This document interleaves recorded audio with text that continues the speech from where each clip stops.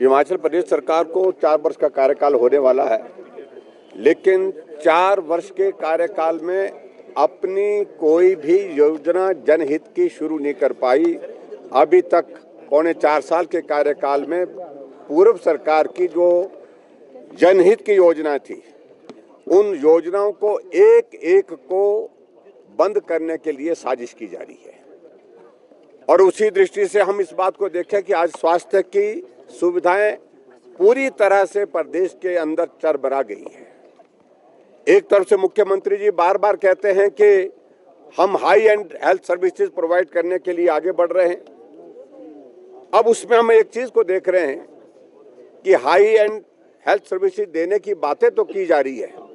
मशीनें महंगी महंगी खरीदी जा रही हैं, लेकिन आदमी जमीन पर जो है बिना दवाई के, बिना इलाज के तड़प तड़प करके मर रहा है,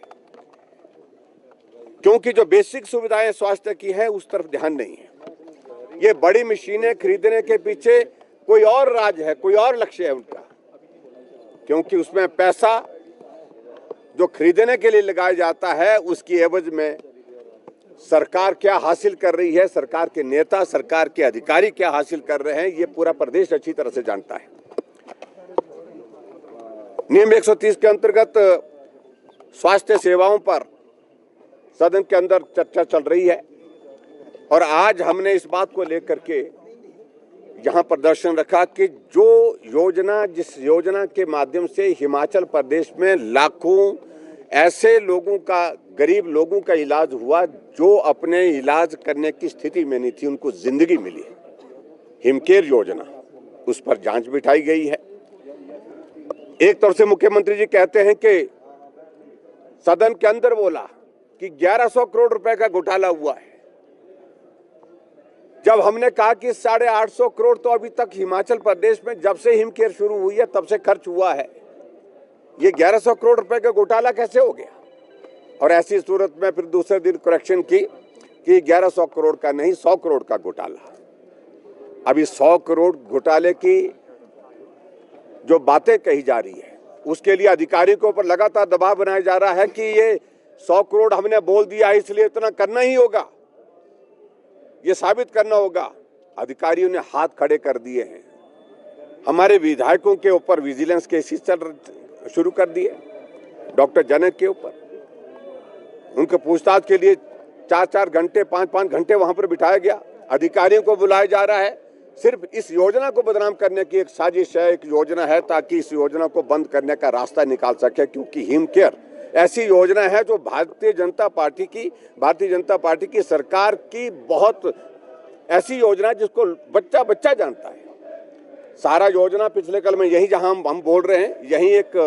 व्यक्ति जो है जिसको पैरालिसिस हुआ पड़ा हुआ है, पैराप्लीजिया हुआ पड़ा है, टांगे नहीं चलती हैं,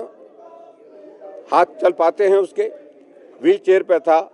जब उनसे मिलने का मौका यहीं पर इस परिसर में मिला तो उनसे बातचीत हुई और बातचीत करने के बाद उन्होंने बताया कि सहारा योजना मिलती थी, लेकिन जब से कांग्रेस की सरकार आई है तब से सहारा योजना का पैसा बंद कर दिया है।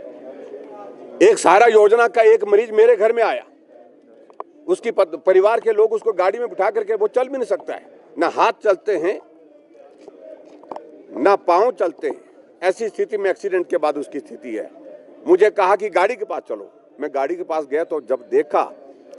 कि उस गाड़ी के अंदर एक मरीज है तो मैंने जब उनसे पूछा, मैंने कहा इनको क्यों लाए, ये चल नहीं सकते हैं। बोलते हमें मालूम है चल नहीं सकते, हम उठा करके गाड़ी में यहाँ पर इसलिए लाए हैं क्योंकि सरकार ने इनको सहारा योजना का पैसा बंद करने के लिए इनको मृत घोषित कर दिया हुआ है, डॉक्यूमेंटेड है वो, मैंने वो डॉक्यूमेंट प्रोवाइड भी किया है। तो ये स्थिति हिमाचल प्रदेश में है। आज रोबोटिक सर्जरी की बातें हो रही है, आज टेक्सा 3 MRI की बात हो रही है, लेकिन उसके बावजूद जो बेसिक सुविधाएं हिमाचल प्रदेश में जो स्वास्थ्य की जिस प्रकार से उपलब्ध होनी चाहिए गरीब लोगों के लिए, क्योंकि जिंदगी से महत्वपूर्ण आदमी के लिए कुछ भी नहीं होता है, जिंदगी रहेगी तो सब रहेगा, लेकिन यहाँ सिर्फ बातें और झूठा प्रचार जो भारतीय जनता पार्टी की सरकार की उन योजनाओं की, जनहित की योजनाओं के खिलाफ जिस प्रकार से चलाया है, इसलिए आज हमने इस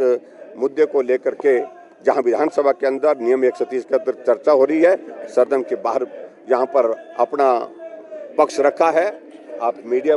वालों के सामने कि बदले की भावना से हिमाचल प्रदेश में जो सुक्खू सरकार ने लगातार एक अभियान चलाया है, भाजपा के खोले हुए संस्थान बंद, भाजपा की योजनाएं जो चली हुई जनहित की उन योजनाओं को बंद, और उसके साथ साथ में भाजपा के जमाने में जो अच्छे काम हुए हैं उन सारे कामों को बदनाम करने के लिए जो षड्यंत्र किया जा रहा है, ये मैं समझता हूँ बहुत दुर्भाग्यपूर्ण है। और मैं इस बात की भी निंदा करता हूँ जो सत्ता पक्ष में है, हमारे पीछे जो नारे लगा रहे हैं, यहाँ पर आप सबके पीछे नारे लगा रहे हैं, इनको शर्म आनी चाहिए इस बात के लिए कि ये सरकार चला रहे हैं या विपक्ष चला रहे हैं, ये सत्ता में है या विपक्ष में है, पहले इस बात को स्पष्ट करें। क्योंकि हर रोज प्रदर्शन कर रहे हैं, किसके खिलाफ कर रहे हैं? सरकार आपकी है। अगर आप कोई काम अच्छा नहीं हो रहा तो आप सरकार के सामने अपनी बात रखिए, वहां शायद इनकी बात सुनी जाती है तो मानी नहीं जाती। ऐसी स्थिति में ये विवश होकर के सड़कों पर उतर आए हैं। इनको हम बोल रहे हैं अच्छा है कि आपने 1 साल पहले शुरुआत कर दी, ट्रेनिंग शुरू कर दी आपने, 1 साल के बाद यही ट्रेनिंग काम आएगी आपके। बहुत बहुत धन्यवाद, थैंक यू वेरी मच।